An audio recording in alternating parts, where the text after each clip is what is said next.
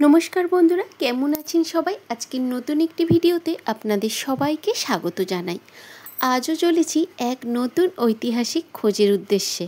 তবে সেটা আমার জন্য পুরনো, আর আপনাদের জন্য সেটা হয়তো নতুন কারো কারো ক্ষেত্রে, বা কেউ হয়তো জানতেও পারেন। আমাদের দেশের বিভিন্ন ছত্রে ছত্রে লুকিয়ে রয়েছে কত ঐতিহাসিক গাথা। হয়তো আমাদের আশপাশেই রয়েছে, একটু চোখ মেলে তাকিয়ে দেখলেই তার খবর বা সন্ধান জানা যায়। আমরা নেশার মতো অন্যদিকে দূর দূরান্তে ছুটে বেড়াই, নিজের বাড়ির আশপাশটা একবার হয়তো ঘুরেও দেখি না। কিন্তু এরকম আশপাশে বাড়ির পাশে কত না ইতিহাস, কত মুখ চাপা হয়ে ঢাকা হয়ে রয়ে গেছে। সেই রকমই একটা বাড়ির আশপাশে ঐতিহাসিক খোঁজে আজ আপনাদের নিয়ে যাচ্ছি। ভিডিওটি যদি ভালো লেগে থাকে অবশ্যই চ্যানেলটিকে শেয়ার করবেন, সাবস্ক্রাইব করবেন, লাইক দিয়ে পাশে থাকবেন। শেয়ার করতে বললাম এই কারণেই, কারণ এটা খুবই একটা নিত্য নতুন ভিডিও আপনাদের সাথে শেয়ার করছি। অনেকেরই হয়তো জানা নেই, এখানে বহু কলকাতা থেকে বৈজ্ঞানিকরা বা যারা রিসার্চ করেন তারাও এসেছেন। সেই জন্যই বললাম যে এটা নিয়ে অনেকে গবেষণা করেছেন, তাই বললাম যে আপনাদের মধ্যে এটা শেয়ার করবেন একটু সবার মধ্যে, যাতে এই জিনিসটা সবার মধ্যে ছড়িয়ে পড়ে। তো যাই হোক, আজ চলে এসেছি ঘাটাল খাঞ্জাপুর গ্রামে। খাঞ্জাপুর গ্রাম আমার বহু পুরনো পরিচিত। এখানে অনেক ছোটোবেলার বহু সময় আমি কাটিয়ে গেছি, সেই জন্যই চেনা পরিচিত বললাম। আর এটা হচ্ছে খাঞ্জাপুরের গঙ্গাতলা এখানে বলা হয়। আর এই রাস্তা ধরেই চলে গেলে বাঁদিকে যে পথটি চলে গিয়েছে সেটি হচ্ছে রথতলা। খাঞ্জাপুরের রথ বিখ্যাত। আর ডান দিকের পথ ধরে এগিয়ে গেলেই আমার গন্তব্যস্থল। তো ডান দিকের পথ ধরে এগিয়ে চললাম।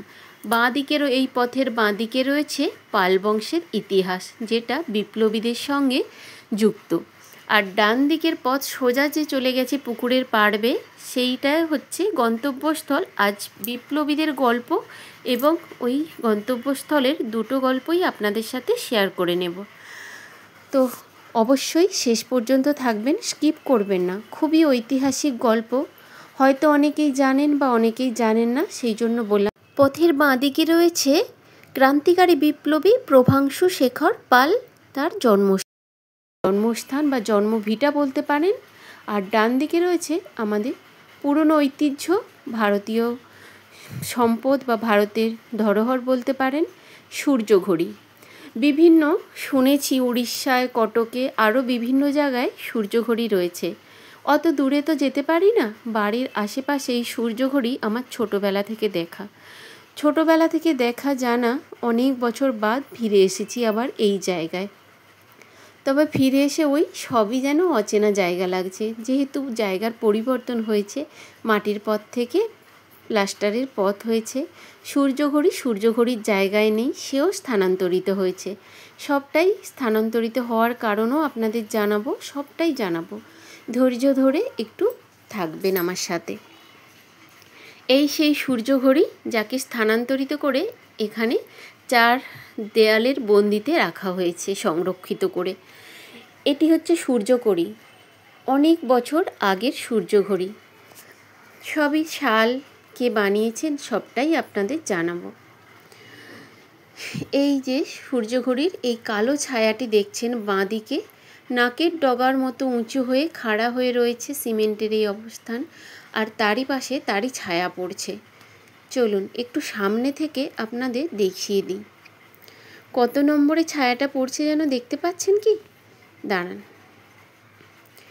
সামনে থেকে দেখলে এই কালো ছায়া অংশটি যে পড়ছে এটা 10 নম্বরে। তবে একদম কিন্তু পারফেক্ট 10 নম্বরে পড়ছে না। এই লেজের কাঁটার মতো যে বাঁদিকের অংশগুলো ধারে ধারে রয়েছে, ওই রকম দুটো লাইন পিছনে আছে, মানে 10টা বাজতে এখনও অনেকটা টাইম বাকি। আর ওই প্রত্যেকটা কাঁটার যে অংশগুলো, ওইগুলো 10 মিনিটের ব্যবধানে তৈরি করা হয়েছে। ঘড়ি যেমন কাঁটা চলে না, সেকেন্ডের কাঁটা, বড় কাঁটা, ছোট কাঁটা, এখানে কোনো কাঁটা নেই। এটা ওই যে নাকের ডগার মতো যে চওড়া অংশটি ওপরের দিকে উঠে আছে, ওর ছায়া অনুসারে দেখা যায়।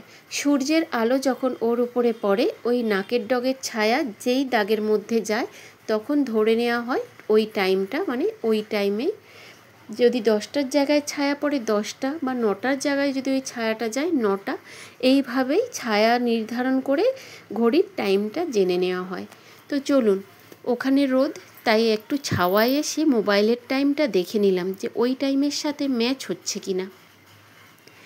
তো এই দেখুন, এখন বাজে 9টা 19, আর যেহেতু এখন বাজতে ওই 2টো কাঁটা বাকি আছে। কাঁটা বলতে ওই লেজের অংশ, ধারের দিকে যে মাছের লেজের মতো কাঁটা কাঁটা টেরা টেরা রয়েছে না, এই ধারের দিকে আমার আঙুলের পেছন দিকে যেই কাঁটা কাঁটাগুলো দেখা যাচ্ছে, এইগুলোই এক একটা লাইন 10 মিনিটের ব্যবধানে রয়েছে।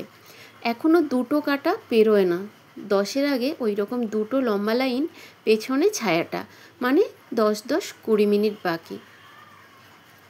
20 মিনিট, আর এদিকে 9টা 19, মানে ওই 5-10 মিনিটের ব্যবধান হচ্ছে, খুব বেশি না।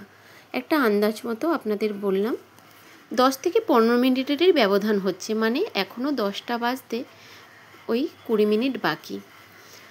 তো এইভাবেই সময়টা তখন একটা নির্ধারণ করা হতো। আবার এই দিকে 1টা 2টো 3টে 4টে 5টা 6টা এইভাবে সংখ্যাগুলো সাজানো রয়েছে। তো যাই হোক, সময়টা আশা করি আপনাদের বোঝাতে পেরেছি। আর চলুন সালটা দেখে নিই, কত সালে এটা বানানো হয়েছিল। শকাব্দ 1817। ওই অনেকটাই প্রায় মুছে গেছে, লেখাগুলো বোঝা যাচ্ছে না, তবে এই লেখাটাও পরে লেখা হয়েছে, এটা আগের লেখা না, যখন থেকে বানানো হয়েছিল সেই লেখা না। শুনেছি এটা সংস্কার করা হয়েছে। 1817 শকাব্দ লেখা আছে এখানে। আর যিনি এর নির্মাতা, যিনি বানিয়েছিলেন, তার নাম হচ্ছে শ্রী প্রসন্ন কুমার পাল। সেটাও প্রায় আবছা আবছা বোঝা যাচ্ছে, সেইভাবে পরিষ্কার বোঝা যাচ্ছে না। তখন এটা আগেকার দিনে যে মন্দির বানানো হতো, তাতে সিমেন্টে যেমন খোদাই করে লিখে দেওয়া হতো না, ঠিক আমি যে সূর্যঘড়ি দেখেছিলাম তাতে সেইভাবে খোদাই করে লেখা ছিল। এটা সংস্কার করা হয়েছে, পরে এগুলো লেখা হয়েছে কালার দিয়ে। তো যাই হোক, চলুন পুরনো স্থানটি আপনাদের দেখিয়ে দিই। খানিকটা পিছিয়ে এসে বাঁ দিকে পুকুরের একদম ধার বরাবর পিছিয়ে এসে একদম পুকুরের কোণ বরাবর ক্রস চিহ্ন করলে যেমন কোণ পড়ে, সেই রকম ওই ক্রস কোণে, এই কোণটিতে পুরনো সূর্যঘড়ি এখানেই বানানো হয়েছিল। আর বন্যার সময় হেলে গিয়ে ওর টাইমের হেরফের হয়ে যায়। এই সেই জায়গাটি যেটা আমরা ছোট্টবেলা থেকে দেখে আসছি, সূর্যঘড়ি এখানেই প্রথম অবস্থান করত। কতটা দূরত্বে স্থানান্তরিত হয়েছে সেটাই আপনারা একটা অনুমান করে নিতে পারেন। আমি এখান থেকে আপনাদের দেখাচ্ছি কতটা দূরত্বে স্থানান্তরিত করা হয়েছে। বেলায় এর সাথে কোনো মিল নেই, আদৌ সরকারের সংরক্ষণে আছে বা কী হয়েছে জানি না। তো দেখুন কতটা দূরে নিয়ে যাওয়া হয়েছে, এই এতটা দূরত্বে নিয়ে যাওয়া হয়েছে এখন, মানে পুকুরের প্রায় বলতে পারেন এই কোণ থেকে অপর কোণে নিয়ে যাওয়া হয়েছে। তো যাই হোক, তবে কিছু শুনেছি ওখানকার বাসিন্দাদের কাছ থেকে, ওটা নাকি রাজ্য সরকার সংরক্ষণের জন্য তার কথা বলেছিলেন, কিন্তু ওখানের বাসিন্দারা রাজি না হওয়ায় রাতারাতি সূর্যঘড়িটিকে এই জায়গা থেকে তুলে মাঠে ফেলে দেওয়া হয়। তারপরে ওটা সরকার থেকে ওখানে স্থানান্তরিত করে আবার ওখানে পুনর্নির্মাণ করেছিলেন। তারপরে ওনাদের আবদারে, ওই পাল বংশেরই ও যারা বাসিন্দা এখন আছেন, ওদের আবদারে ওই সরকার থেকে ওই পথটিও বানিয়ে দেওয়া হয়েছে, যাতে সবাই এসে দেখে যেতে পারে। অনেকেই আসা যাওয়া করে এখন, তো সেই জন্য আগে ওই পথটি ভীষণ বৃষ্টি হলে কাদা জল গর্ত হয়ে যেত, মানে আসা যাওয়ার একদম উপযুক্ত রাস্তা ছিল না। তো যা হোক, সূর্যঘড়ির ব্যাপারে তো আপনাদের জানালাম। এবার চলুন সেই বীর বিপ্লবী, ক্রান্তিকারী বিপ্লবী প্রভাংশু শেখর পাল সম্বন্ধে কিছু আপনাদের ইতিহাস জানিয়ে নিই। একজন দেশের জন্য লড়াই করেছে, আর একজন এই অনবদ্য জিনিসটি বানিয়ে গিয়েছেন আমাদের জন্য।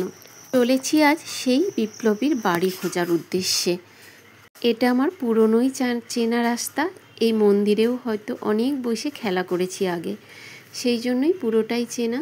তো এখানে এসে জানতে পারলাম সেই বাড়িটির কথা, কিন্তু এই দিদা আমাদের জানালেন ওই বাড়িটি নাকি ধ্বংস হয়ে গিয়েছে। আমি আগেই জেনে গিয়েছিলাম, যেহেতু আমার মামার বাড়ি, মামার কাছ থেকে বা আমার মামনির কাছ থেকে জেনেছি পুরনো বাড়ি নাকি এখনও ধ্বংসাবশেষ রয়েছে। সেই উদ্দেশ্যে গিয়েছিলাম যে যদি কিছুটা আপনাদের সাথে তুলে ধরতে পারি। এই দিদার মুখ থেকে কিছু কথা শুনে নেব। রঞ্জিত পালের বাবার নামটা রঞ্জিত পালের দাদুর দাদু কারা করেছিল? আসলে এবারে তার দাদু যে ছিল, বাবা ছিল, তখন ভোগ করে গেছে। এবারে না সরলে পরে তো নষ্ট হয়ে যাবে। আমরাও যে ছিল, আমাদেরকে বলেছিল যে পাকা ঘরে থাকো, তোমরা থাকলে ভালো থাকতো জিনিসটা। বিপ্লবী প্রভাংশু শেখর পালের এই হচ্ছে মূল জন্মস্থানের বাড়ি। আপনাদের যেটা ধ্বংসাবশেষ বললাম এখানেই ছিল, দেখিয়ে দিলাম। আর এই দুই ক্রান্তিকারী বীরের নামের মধ্যে অন্যতম শহীদ প্রদ্যোৎ কুমার ভট্টাচার্য, যার বাড়ি দাসপুরের গোকুল নগরে, এবং তারই নাম অনুসারে চাইপাট শহীদ প্রদ্যোৎ ভট্টাচার্য মহাবিদ্যালয় স্থাপিত করা হয়েছিল। ম্যাজিস্ট্রেট জেমস হত্যার পর তার জায়গায় নিয়ে আসা হয়েছিল রবার্ট ডগলাসকে। মেদিনীপুরের আরও এক নতুন রাক্ষস বলাই যেতে পারে রবার্ট ডগলাস। নিহত কয়েদিদের ওপর ভীষণভাবে বর্বরতার সাথে হামলা করতেন, তাদের ওপর অত্যাচার করতেন, এটাই ছিল তার স্বভাব। আর সেটা বাংলার নেতাদের জন্য তৎকালীন চিন্তার একটা বিষয় হয়ে দাঁড়িয়েছিল। হিরাসত শিবির, যেখানে আইআইটি খড়গপুর পরিষদে গুলিবর্ষণ কমসে কম 25 জন বন্দী গভীরভাবে ঘায়েল হয়েছিল, তার মধ্যে 2 স্বতন্ত্রতা সেনানী সন্তোষ কুমার মিত্র আর তারকেশ্বর সেনগুপ্ত মারা যায়। স্বয়ং নেতাজি সুভাষচন্দ্র বসু নিজে থেকে অন্তিম সংস্কার করেছিলেন। কবিগুরু রবীন্দ্রনাথ ঠাকুর এই ঘটনাকে সবথেকে নিন্দনীয় ঘটনা বলে ঘোষণা করেছিলেন। এই জন্য রবার্ট ডগলাস হত্যা করাই প্রাথমিক মূল উদ্দেশ্য হয়ে উঠেছিল স্বতন্ত্রতা সেনানীদের। সেই জন্য স্বতন্ত্রতা সেনানীদের আকর্ষণীয় 2 যুবককে চিহ্নিত করা হয়েছিল। তার মধ্যে 2 জনের নাম বিপ্লবী প্রভাংশু শেখর পাল এবং শহীদ প্রদ্যোৎ কুমার ভট্টাচার্য। এই যুবকের নাম ঘোষণা করা হয়। ডগলাসকে হত্যা করাই খুব কঠিন ছিল। সে সময় বিপ্লবীদের ভয়ে ভীত আশঙ্কিত থাকত। সেই জন্যেই বেশিরভাগ সময় সুরক্ষার ঘেরাজালে নিজেকে আবদ্ধ রাখতেন। তাই ক্রান্তিকারীদের একটা বাধার বিষয় হয়ে দাঁড়িয়েছিল, কিন্তু তারা দৃঢ় প্রতিজ্ঞ ছিল। যখন ডগলাস জেলা বোর্ডের বৈঠকে ব্যস্ত ছিলেন, তখন ওই সাহসী 2 ক্রান্তিকারী বীর সৈনিক জোর করে রুমে ঢুকে ছাতিতে বন্দুক ঠেকিয়ে গুলি মেরে হত্যা করেছিল। পাশে থাকা সদস্য কিছুক্ষণের জন্য স্তম্ভিত হয়ে দেখছিলেন যখন মাটিয়ে লুটিয়ে পড়েছিল রবার্ট ডগলাস। তারপরে বোর্ডের সদস্যরা ওদের পিছনে করে। ক্রান্তিকারী যুবক প্রভাংশু শেখর পাল তখন আকাশের দিকে ফায়ারিং করে। শহীদ প্রদ্যোৎ কুমারের রিভলভার হঠাৎই খারাপ হয়ে যাওয়ার কারণে গুলি চালাতে পারে না এবং গুলি চালাতে মানা করে দেয়। তখন কি করবে না করবে ভেবে বহুমূল্য সময় নষ্ট করে ফেলে। আর সেই সময়ের মধ্যেই চারিদিক থেকে ঘিরে ফেলা হয় তাহাকে এবং তিনি ধরা পড়ে যান। শহীদ প্রদ্যোৎ কুমার নাবালিক হওয়ার জন্য আজীবন কারাবাসে দণ্ডিত করা হয়েছিল তাকে। ডগলাস মার্ডার কেসে 33 জন বাঙালি ছেলে অ্যারেস্ট করা হয়। পূর্ণ প্রমাণ এবং সাক্ষ্যের অভাবে শেষ চার্জশিট শহীদ প্রদ্যোৎ কুমার ভট্টাচার্যের বিরুদ্ধেই তৈরি করা হয়। 3 জনের মধ্যে একজন মৃত্যুদণ্ড চেয়েছিলেন, 2য় জন লাফিয়ে পড়ে মারা যান এবং ক্রান্তিকারী বীর প্রদ্যোৎ নাবালিক হওয়ার জন্য আজীবন কারাবাসে দণ্ডিত করা হয়। ব্যাপক লোকপ্রিয় নেতা ছিলেন, অনেক ক্রান্তিকারী গতিবিধির জন্য মনে করা যায় এবং স্মরণ করা হয়। কিছুদিন বাদ 20 বছর বয়সে তাহাকে ফাঁসি দিয়ে দেওয়া হয়। তিনি আমাদের কাছে অক্ষয় অমর চিরস্মরণীয় হয়ে থাকবেন। এই ছিল 2 বিপ্লবীর গল্পগাথা।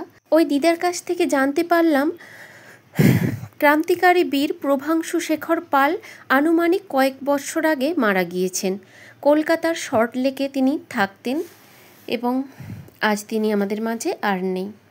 এবার সব কিছু আপনাদের কাছে জানালাম, শেয়ার করলাম। এই 2 বিপ্লবী চিরস্মরণীয় হয়ে থাক আমার এই ভিডিওর মাধ্যমে। যাই হোক, এবার বাড়ি ফেরার পালা। ধীরে ধীরে গুটি গুটি পায়ে এগিয়ে চলেছি বাড়ির উদ্দেশ্যে। মামা বাড়ি গেলাম না, মামারা সবাই কলকাতায়, এখানে আর কেউ থাকে না। তাই মামাবাড়ি যাওয়ার কোনো প্রশ্নই ছিল না। যাই হোক, গঙ্গাতলায় এসে একবার গঙ্গা মূর্তিতে প্রণাম করতে উঠেছিলাম, সেখানেই মায়ের দর্শন করে ফিরে যাচ্ছি। বহু বছর ধরে পুজো হয়ে আসছে এখানে, সবটাই আপনাদের জানালাম। এগুলোও আমার ছোটোবেলাকার স্মৃতি, মামা বাড়িতে অনেক সময় কেটেছে।